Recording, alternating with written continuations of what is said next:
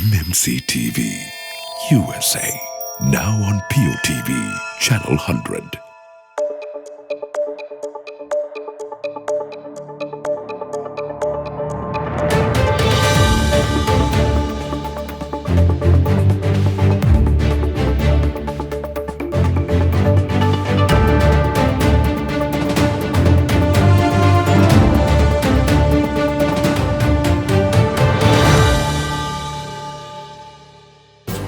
Well, hello there once again and welcome to MMC World Roundup, bringing you news from Sri Lanka and across the globe. Well, let's take a look at your top stories first.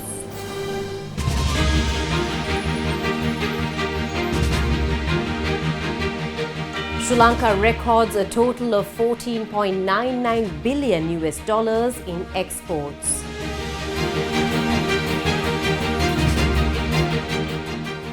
The President's Fund enhances the scholarship program.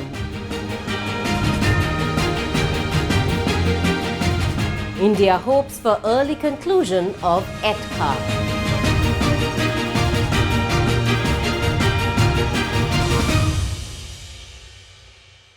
Well, taking a look at the news in detail, the newly constructed Bodhi wall with golden fence of the Matra Velagoda Sri Sunandarama temple and pinnacle with Churamanikya of the temple stupa were unveiled amidst religious observances recently.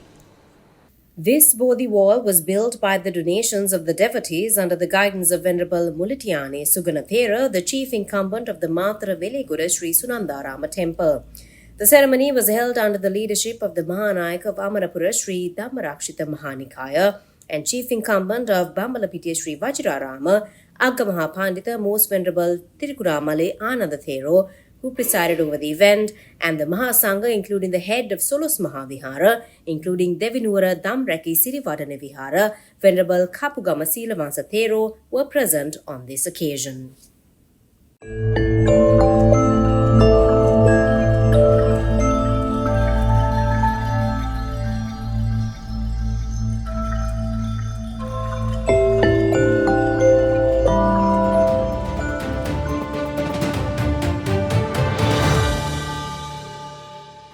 Kapugama Sumanava Sadhampaya, which was completed under the guidance of Venerable Kapugama Silavansa Thera, the chief incumbent of the Solos Mahavihar, including Devinura Damraki Sirivadana Viharya, and with the support of local and foreign devotees, was declared open recently. Simultaneously, the stupa built on the upper floor of the temple was also opened and 8 novice monks were ordained. Mahanayaka of Amarapura Dhammarakshita Nikaya and the chief incumbent of Bambalapitiya Vajrarama Agamaha Pandita Most Venerable Trikunamale Anandathero, Anunayaka Vaskiri Chapter chief incumbent of Gedige Rajamahavihar of Kandy, Most Venerable Vedaruwe Upalithero, and members of the Mahasangha joined the occasion. Flowers were sprayed from the air by 2 helicopters and more than 6,000 devotees joined the worship.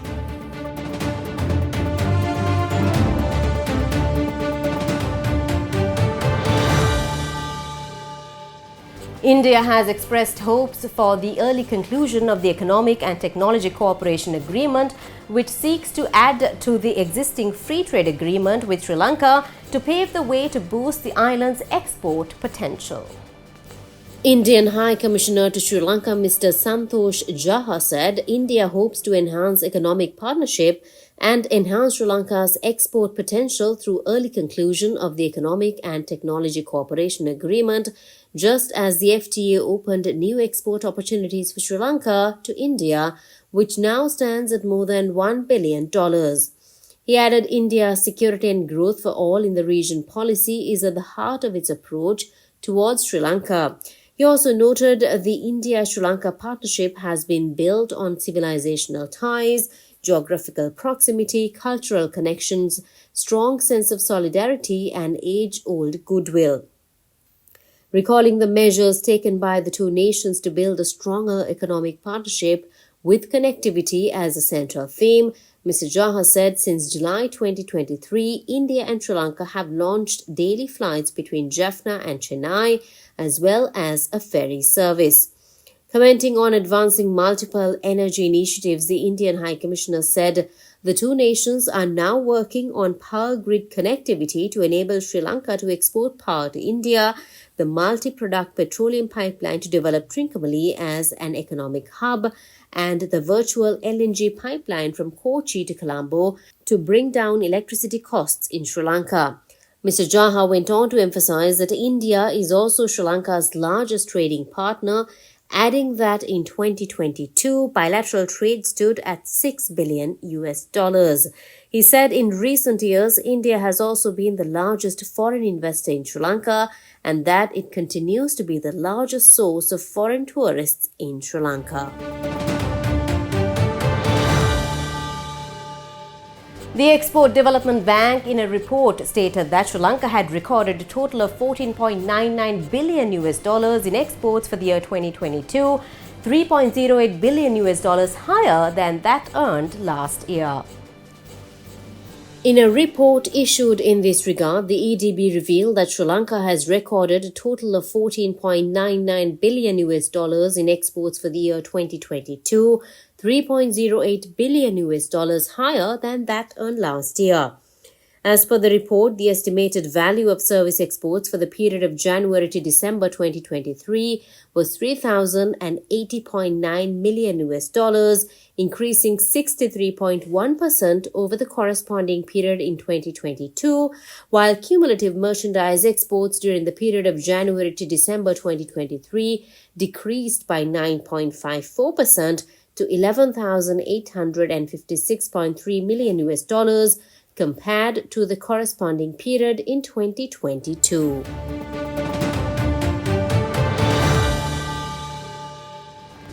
The President's Fund has announced the extension and enhancement of the scholarship program for the students with economic hardships. This initiative aims to identify and support financially challenged students across all provinces of Sri Lanka, ensuring they have the means to pursue their education without hindrance. In response to special requests from students, the President has decided to increase the existing monthly allowance of 5,000 rupees to 6,000 rupees effective from February 2024. This adjustment seeks to provide additional support to scholarship awardees, ensuring their financial well-being and uninterrupted learning until they sit for the GCE Advanced Level Examination. So far, 10 monthly installments have been paid out. Furthermore, the President's Fund is set to award grants to 5,000 students who achieve the highest educational qualifications in the GCE Ordinary Level Examination for the year 2022-2023.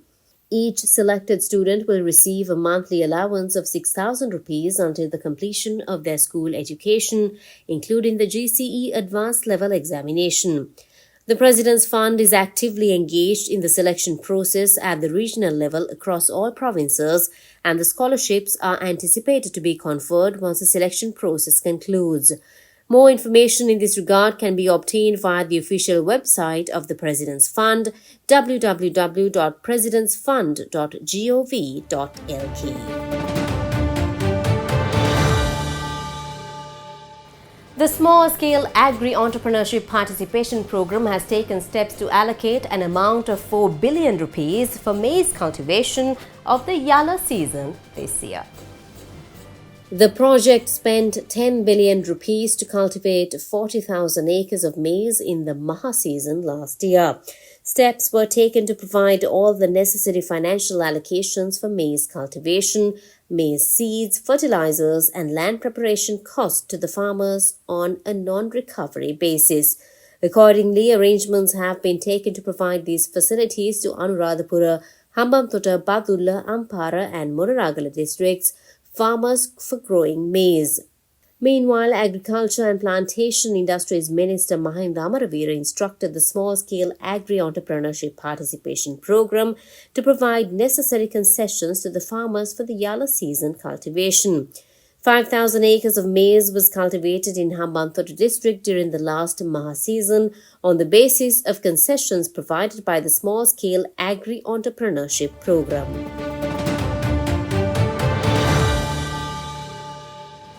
As a measure to attract the youth community to the agriculture sector, a youth agricultural entrepreneurship village program has been started.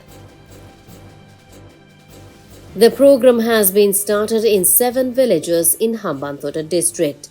The projects have been started based on the ability and demands of the farmers in those villages. Water pumps, plastic packaging equipment to reduce post-harvest wastage, safety nets to prevent crop damage are provided by the government to the farmers under this initiative. Equipment worth 50 million rupees were distributed among youth by the Minister of Agriculture and Plantation Industry. Donald Trump on Saturday has reacted to recent attacks on his age and verbal gaffes by Republican presidential rival Nikki Haley. Trump also said presidential candidates should have to take a cognitive test, apparently a response to a challenge from Haley, who has advocated the same policy, citing the age of Trump 77 and Democratic President Joe Biden 81. Trump was speaking at a rally in Nevada ahead of the next vote in the Republican presidential nominating race, a caucus in the state, on February 8th. In recent days, Haley has accused former Republican President Trump of being confused and has questioned his ability to be president at his age. Trump has recently made some verbal slip-ups. During a speech on January 19th, he confused Haley with former Democratic House Speaker Nancy Pelosi. On occasion, he has appeared to slur his words, and he's also suggested former Democratic President Barack Obama was still in office. Trump is almost assured of all of Nevada's 26 delegates because Haley is not competing in the caucus.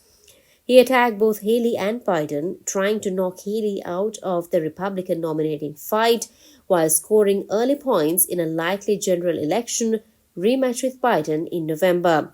Trump's back-to-back wins in the Iowa and New Hampshire Republican contests have all but assured him his party's White House nomination. But he is infuriated that Haley, his last remaining Republican rival, has refused to drop out. China's securities regulator said that it will fully suspend the lending of restricted shares effective from Monday in policymakers' latest attempt to stabilize the country's stock markets following recent sharp falls. A string of supportive policies by Beijing, including a deep cut to bank reserves, helped lift Chinese stocks off 5-year lows early last week, but they retreated again on Friday, reflecting deep investor pessimism over the outlook of markets and the shaky economy. Analysts and investors say Beijing needs to roll out more support measures to revive consumer and business confidence and get activity back on a more solid footing.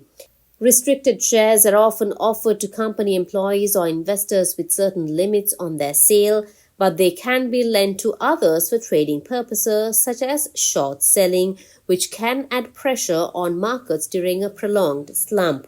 This move will highlight fairness and reasonableness, reduce the efficiency of securities lending, and restrict the advantages of institutions in the use of information and tools, giving all types of investors more time to digest market information and creating a fairer market order, the China Securities Regulatory Commission said in a statement published on its official WeChat account. The CSRC added that the move would resolutely crack down on illegal activities and use securities lending to reduce holdings and cash out. The regulator also said it will limit the efficiency of some securities lending in the securities refinancing market from March 18th.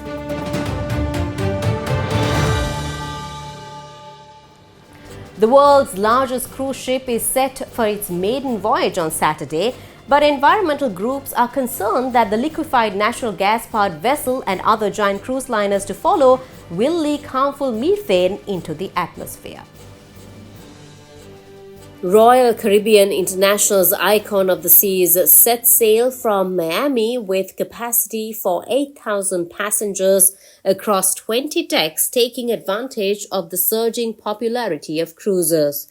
The ship is built to run on liquefied natural gas, which burns more cleanly than traditional marine fuel but poses greater risks for methane emissions.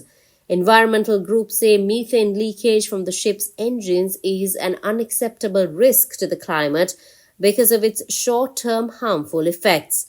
In terms of warming effects, methane is 80 times worse over 20 years than carbon dioxide, making cutting those emissions key to holding down global temperature warming. Cruise ships like Icon of the Seas use low-pressure, dual-fuel engines that leak methane into the atmosphere during the combustion process known as methane slip, according to the industry experts. There are 2 other engines used on bulk carriers or container ships that emit less methane, but they are too tall to fit in a cruise ship. Royal Caribbean says its new ship is 24% more efficient when it comes to carbon emissions than required by global shipping regulator, the International Maritime Organization.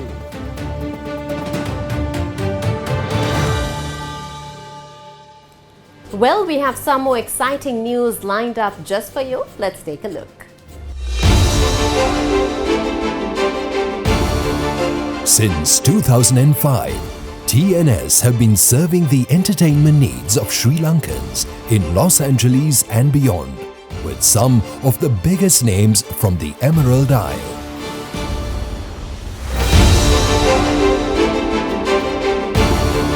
Since 2005, TNS have been serving the entertainment needs of Sri Lankans in Los Angeles and beyond, with some of the biggest names from the Emerald Isle.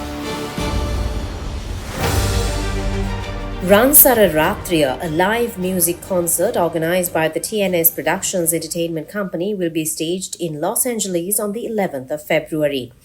Ransara Ratriya is the 37th entertainment production of the TNS, and the event organizers aim to ensure a highest quality concert for Sri Lankan expats in LA. Sunil Edirisinghe, Nuandika Senaratna and Erandi Heshani will be featuring in the music concert, and music direction will be done by legendary guitarist in Sri Lanka, Mahinda Bandara. Veteran singer Sunil Edirisinghe is visiting the USA after 6 years.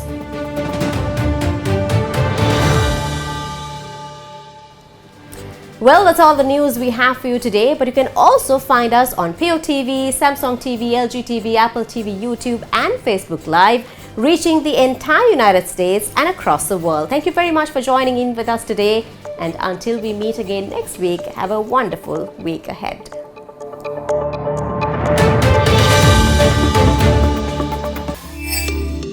To catch the full program and more, subscribe to MMC TV USA on YouTube. Follow us on Facebook, Instagram and TikTok